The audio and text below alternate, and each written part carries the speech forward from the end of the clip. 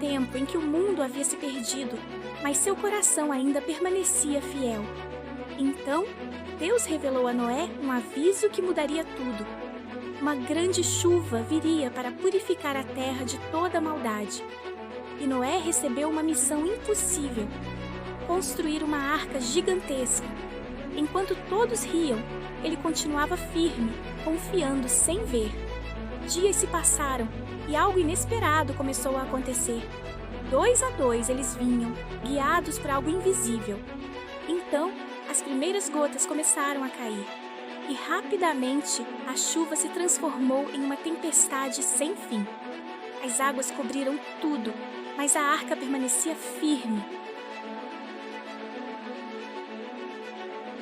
Lá dentro havia proteção, esperança e um novo começo. Porque quando tudo parecia perdido, a fé foi o caminho para recomeçar.